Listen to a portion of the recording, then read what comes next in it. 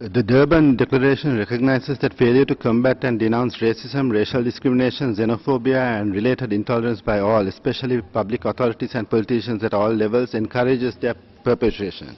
Mr. Vice President, on Easter Sunday, Sri Lanka suffered the bitter and tragic outcome of such failure.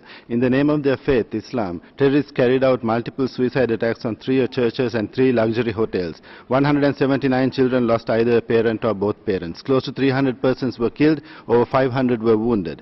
For years, the ideology of intolerance and xenophobia was nurtured in certain mosques and schools, where authorities turned a blind eye and Muslim politicians leveraged the vote-based advantage to subvert investigations and get suspects released. We need to acknowledge that political, military, security, judicial, legislative and executive and even civil society systems were severely paralyzed by implementing the ill-drafted OISL recommendations based on scandalous errors in investigation and reportage. The terrorists made maximum capital out of this situation. Therefore, Mr. Vice President, we urge the UNHRC to take steps to correct the error, revisit, review and eventually help stop the processes recommended in the OISL and thereby honor and respect the sovereignty of Sri Lanka and ensure the security of all. We should not have to come here again and again and repeat the words, "It is too late" for the victims. Thank you, Mr. Vice President. Thank you. I give the floor to Red.